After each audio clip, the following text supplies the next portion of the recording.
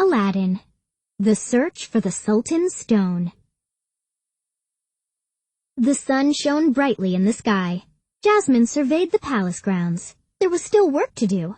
Tomorrow was the Day of Unity, the day each year when all of Agrabah celebrated the city's history. And this year was the 500th anniversary. Nearby, she spotted her father, the Sultan, speaking excitedly to one of their servants. Jasmine moved closer to listen. The servant, Farid, shook his head. I'm sorry, Sultan, but the search party failed to find the stone. The Halari jungle is just too vast. The Sultan looked very disappointed. Thank you for letting me know. The Halari jungle? Jasmine thought. She'd always wanted to go there, but her father said it was too dangerous. She found Aladdin and told him what she had heard. I bet he was talking about the Sultan's stone, Aladdin said. The first Sultan of Agrabah was beloved by all, but the Sultan's brother was jealous, so he stole an important stone that belonged to the Sultan and hid it behind a waterfall in the jungle. No one has ever been able to find it. Until today, Jasmine said, because we're going to find it. Sounds like my kind of adventure, Aladdin replied. He whistled for the magic carpet and Abu, and together they took off for the Halari jungle. On the way, Jasmine asked Aladdin more about the stone. What does the Sultan's stone look like exactly? Most people believe it's a statue of the first Sultan. No one knows what he looked like. I wonder if... That's it, Jasmine interrupted, pointing to a dense forest in the middle of the desert. The Halari jungle! The magic carpet glided to the ground right on the edge of the jungle. Jasmine told the magic carpet that they'd return soon. Jasmine led the way. The jungle was beautiful. It didn't seem scary at all. Why was Father so concerned about me coming here? She wondered.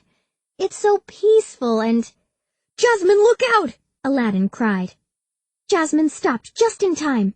They were at the edge of a swamp. Abu squeaked wildly and pointed. Something was moving in the swamp. And not just anything. It was a crocodile. Maybe we should turn around and try a different route, Aladdin suggested. But Jasmine spotted just what they needed. 2 long, strong branches. She handed Aladdin one of the branches. With the other, she vaulted clear over the swamp. Aladdin used his branch to cross over after her. Nice work, Princess, he told her. Now let's find this thing and get out of here. But after just a few steps, they came to a clearing. In the center was a giant stone covered with beautiful jewels. Well, that was easy, Aladdin said, giving Jasmine a quizzical look. Could this be the Sultan's stone? Jasmine started to walk toward the stone, but Aladdin stopped her. Jasmine, if the stone is right here, why has no one discovered it yet? He said, and I don't see any waterfalls around here. Good point, Jasmine replied. It could be a trap. Instead of walking closer to the stone herself, Jasmine picked a grapefruit from a nearby tree and rolled it to the base of the stone. Zap! As soon as the grapefruit hit the stone, there was a blinding burst of light. The grapefruit instantly burned to cinders. Jasmine gasped. The Sultan's brother must have been a powerful enchanter to make a stone do that. Well, I'm glad the grapefruit found that out the hard way, and not us, Aladdin replied. Jasmine thought the trap must mean they were headed in the right direction, but after hours of searching, she started to wonder if Aladdin had been right. Maybe they should have tried a different route to begin with. Everyone was tired, hungry, and ready for a rest. When Jasmine turned around to suggest a break, she saw that Abu had a bunch of berries in his hand. They were a beautiful midnight blue, and they looked exactly like... Abu! Jasmine cried as Abu popped a few berries into his mouth. Those are night bloom berries! They're poisonous! Abu squeaked and spit out the berries. It's a good thing you didn't eat those, Abu, Aladdin said. I know you're hungry. We'll get you dinner soon. But the berries had gotten Jasmine thinking. Night bloom berries only grew near water. Jasmine raced ahead, and sure enough, there it was, the waterfall. Aladdin and Abu caught up.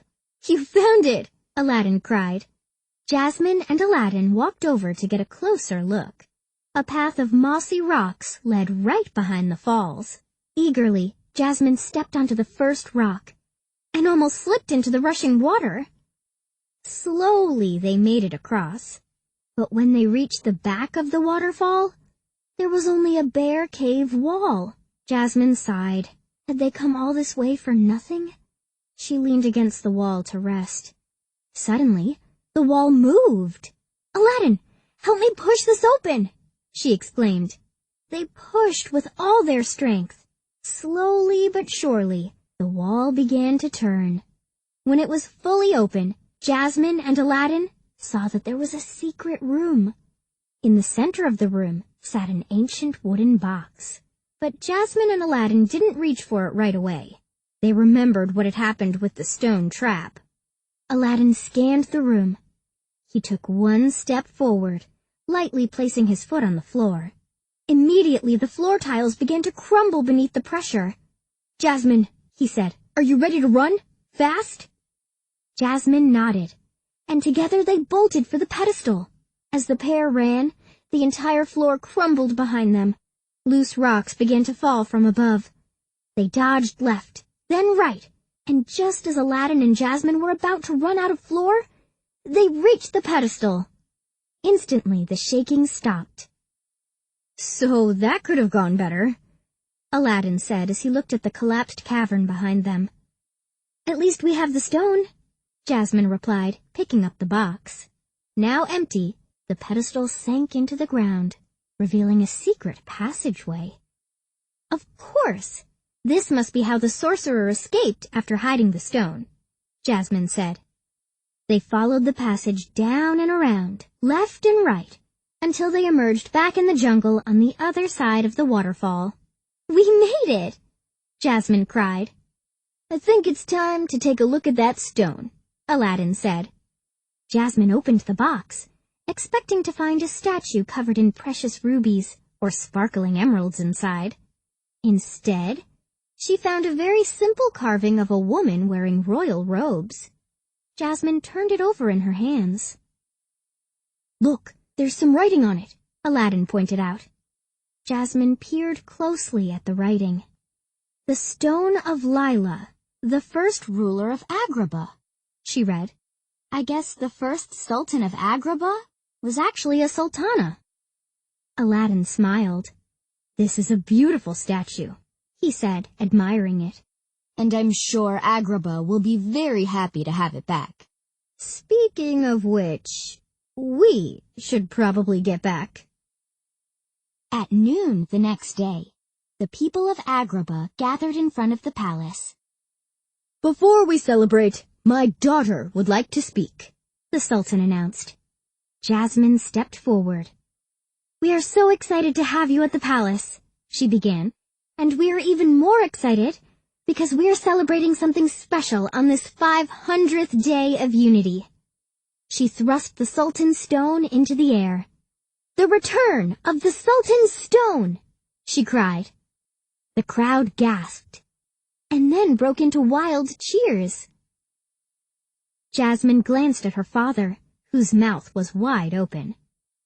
But how did you find the Sultan's stone?